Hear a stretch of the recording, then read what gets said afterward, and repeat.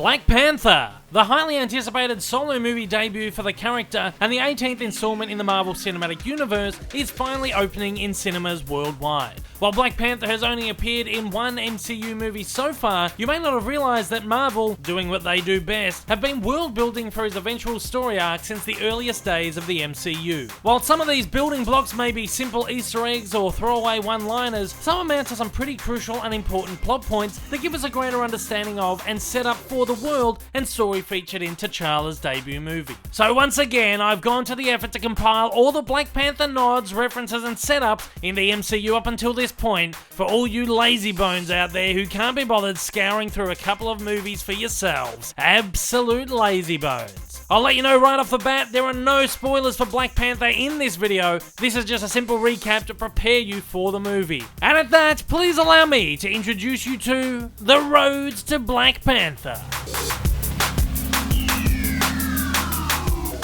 The MCU's fifth movie, 2011's Captain America the First Avenger, gave us our first acknowledgement of the existence of Wakanda and its precious native alloy vibranium in the universe. After Steve Rogers has been enlisted as a soldier by S.H.I.E.L.D. to select his preferred weaponry and armour for his Captain America attire, he visits the workshop of inventor Howard Stark. That's Tony's old man for those playing at home. Vibranium is stronger than steel and a third the weight. It's completely vibration absorbent. How come it's not a standard issue? That's the rarest metal on Earth. What you're holding there, that's all we've got. Stark's reference to vibranium being the rarest metal on Earth will come into play further down the line and works as a small build-up to the events featured in the Black Panther movie. Cap S.H.I.E.L.D. being the only known presence of the alloy on Earth is also worth being remembered. In the MCU's third movie, 2010's Iron Man 2, released earlier than but set chronologically after the first Avenger, this is technically our first small introduction to the world of Wakanda. In the final scene of the movie, Nick Fury sits down with Tony Stark to discuss his involvement with the Avengers Initiative. The importance of this scene leading up to the eventual formation of the Avengers may have led many to miss this incredibly subtle nod to Wakanda in the background of the scene. Behind Fury and Stark is a series of holographic screens depicting hotspot areas of activity that S.H.I.E.L.D. have been monitoring via their global awareness system. On one of these maps, right here, is Wakanda. Yeah, it's a little bit blurry, but that's it. That's Wakanda. You can believe me on this. Okay, I can see how many people may have missed this. Honestly, I'd be lying if I said that I didn't. Or would I? No, I would be. I'd be lying. Whether this is just a simple Easter egg or a reference to the country and the character of Black Panther playing a major role in the future of the series, it's not exactly clear. But what is clear is that the world has been on Marvel's mind for a very long time. It's worth a mention that Wakanda's precious alloy vibranium reared its head right throughout the MCU's earliest movies in the form of Captain America's shield. There it is, there it is, there it is again. Is that it? That's also it. So it's been there. It's been there the whole time. However, it wasn't until the 11th movie in the franchise, 2015's Avengers Age of Ultron, where both the alloy, the world of Wakanda, and one of Black Panther's major players properly came into, well, play. This is where it gets important, so listen up. After the escape of Ultron and his takeover of Stark's Sentry robots early in the movie, the Avengers go on the hunt for him. When they receive news that he has killed Baron Strucker, a notable Hydra leader, they attempt to find anything that may lead them to Ultron. It's here that they stumble across a S.H.I.E.L.D. dossier containing information on Ulysses Klaue, who is noted as being an assassin hired to take down the king and once Black Panther of Wakanda, T'Chaka, at the Bilderberg Conference, in the case that he refused to negotiate Wakanda's resources, including vibranium. Stark also mentions that Klaue is a black market arms dealer, operating off the African coast, who he's met at weapons conventions in the past. The Avengers go searching for info on Klaue and discover that he has a brand on his neck, labeling him as a thief. This brand was given to him by the Wakandans, or as Banner would say, Wakanda. Stark and Rogers come to the conclusion that Klaue has been thieving vibranium from the Wakandans for some time. This baffles them, given that as far as they're aware, vibranium is ultra rare and in very low quantity, remembering what Stark's father told him years ago. Oh, and we can't escape this scene without just a little reminder that Cap S.H.I.E.L.D. is made of vibranium. We then travel to South Africa, where we first meet Klaue. Here, he jokes around with Quicksilver and Scarlet Witch. And then they eat a whole bunch of candy.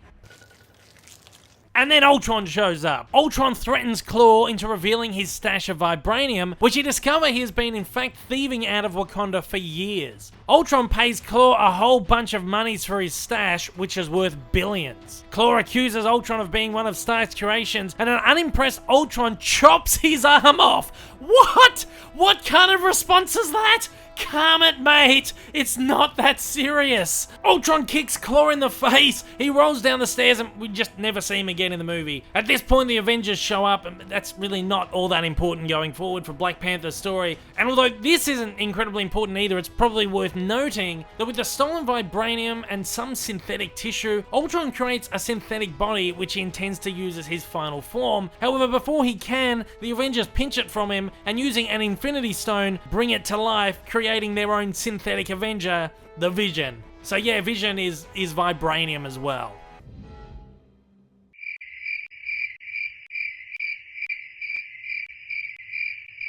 Next movie! We now come to the 13th installment of the MCU and the major precursor to Black Panther, 2016's Captain America: Civil War.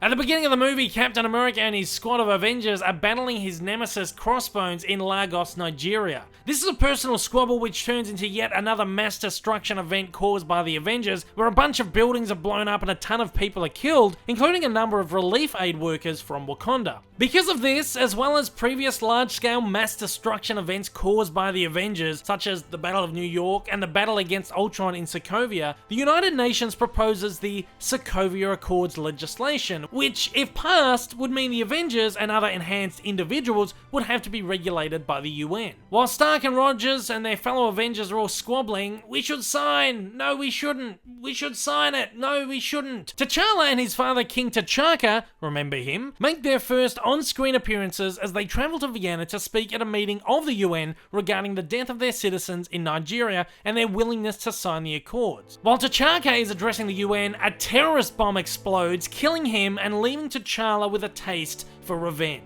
Security cameras from the building reveal the terrorist behind the attack to be Bucky Barnes, Steve Rogers' wartime buddy who was brainwashed by Hydra to become the Winter Soldier. T'Challa speaks with Natasha Romanoff about his father, insinuating he wishes to get revenge. Romanoff assures him that a task force has been sent for Barnes, to which he replies, "Don't bother Miss Romanoff. I'll kill him myself." Rogers, who's been trying to find Barnes for a few years since the events of Captain America: The Winter Soldier, goes against government wishes himself and tracks him down to an apartment. They fight for a little bit in the apartment, they fight for a little bit in the hallway, and then Barnes just winds up jumping out the window onto a rooftop. How crazy is that? Hot on the trail, T'Challa manages to track down Barnes as well, and a massive catfight ensues on the rooftop, which Rogers and Sam Wilson the Falcon attempt to intercept, but they don't do very well because it ends up as this enormous chase along a busy motorway, which leads to more destruction and loss of lives.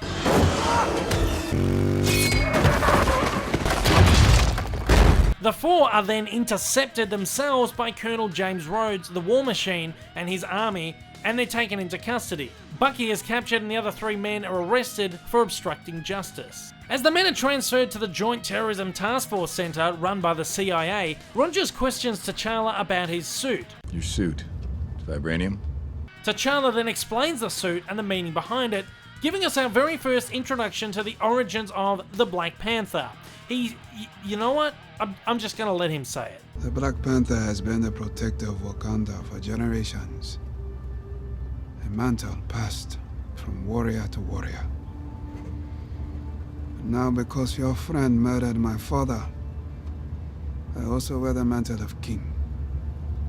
So I ask you, as both warrior and king, how long do you think you can keep your friend safe from me? When they arrive to the task force, Bucky is held in a high-security containment pod, and the other three guys are introduced to Deputy Task Force Commander Everett K. Ross. This guy isn't in the movie a whole lot, but he's an important character to remember going into Black Panther. Something that may also be worth mentioning is this deleted scene from the movie, where T'Challa chats with Romanoff, where she expresses her surprise that he actually followed through with his plan to go after Barnes himself. She also mentions her knowledge of his vibranium weave suit, and makes sure that he's aware that this puts him under the Accords jurisdiction himself. This scene's also worth mentioning as it gives us another small interaction between T'Challa and Ross, who again, you probably should remember going into Black Panther. Here, Ross informs T'Challa of his extradition. Elsewhere, the Avengers are, well, they're just squabbling again. All the while, the movie's main villain, Helmut Zemo, manages to shut down the city's power and free Barnes using Hydra trigger words before escaping the building.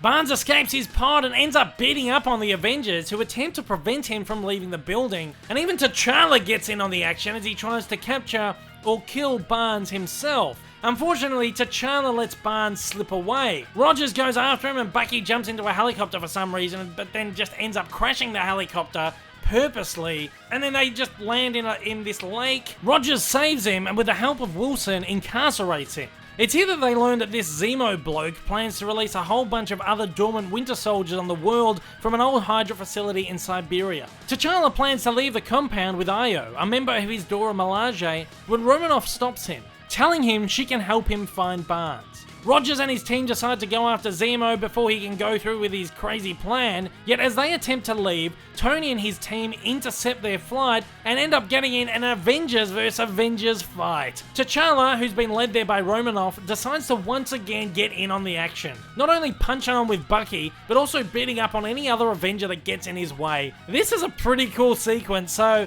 I'm just gonna leave you with this for a little bit.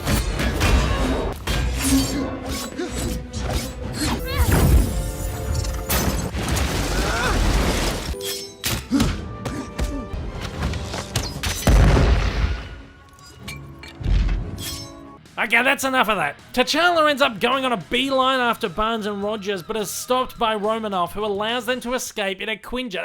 How sneaky is that? I said I'd help you find him, not catch him. There's a difference.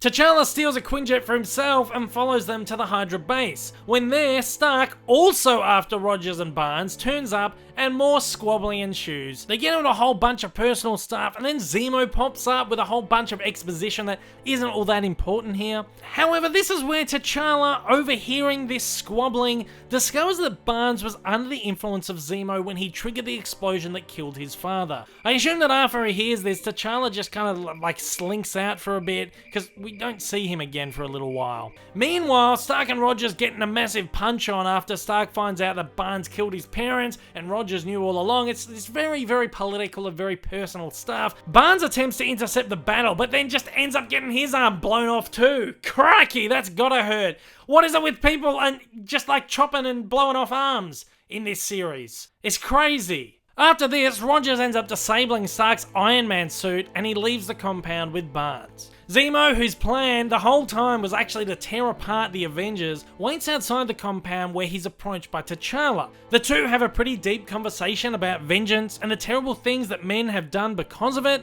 as T'Challa suddenly finds peace. Vengeance has consumed you. I'm done letting it consume me. He realizes he doesn't want to be a warmonger like Zemo and instead wants to be peaceful like his father. He even stops him from killing himself. That's the last we see of T'Challa in the main bulk of the movie itself, but a quick deviation here takes us to the recently published issue 1 of the Avengers Infinity War Prelude comic, which details a scene where Rogers and Barnes meet T'Challa outside the compound. T'Challa offers Barnes an apology for everything that's happened, and in return for them leading him to learn the truth about his father's death, offers Barnes sanctity on Wakanda, where his scientific development team may be able to assist in purging his mind of the Hydra programming. T'Challa mentions that he will personally deliver Zemo into the hands of justice. Back to the movie. There's a quick scene here where Everett Ross interrogates Zemo. Again, not all that important, but it does serve to remind you that Ross is still kicking around, so just don't forget him. Back to the comic. Later, Stark and Barnes arrive on Wakanda, where T'Challa explains that the only way for Bucky's mind to be purged will involve him going into a cryo-sleep stasis. Back to the movie, where in an end credit scene, we see Barnes being put into the cryo-sleep stasis by the Wakandan technological design team. Rogers thanks T'Challa for all of his help, and T'Challa explains his desire to help Barnes. Your friend and my father, they were both victims. If I can help one of them find peace. And one final deviation to the comic here. Some months after the events of the movie, T'Challa's sister Shuri, the head of the technological design team in Wakanda, tells him that she's made a breakthrough in Bucky's treatment. explaining that she has found an algorithm to flush the influence of trigger words out while retaining the core context and content of those original memories. She says she'll essentially be able to reboot him while keeping his personality intact. Also perhaps worth noting is Shuri's belief that the development of this algorithm may provide greater advancements in Wakandan's own artificial intelligence. At the end of this panel, Barnes continues to dream in peace. And that's about all you need to know to catch up on T'Challa's story, and you're all ready to head to the cinemas to see Black Panther. If you've enjoyed this video, don't forget to give it a like and share it amongst all your other Lazy Bones friends. And if you're a first-time viewer and would like to see more videos like this in the future, don't forget to hit that big old subscribe button up on your screen right now. Thanks once again for joining me. Now what are you waiting for? Go and see the movie.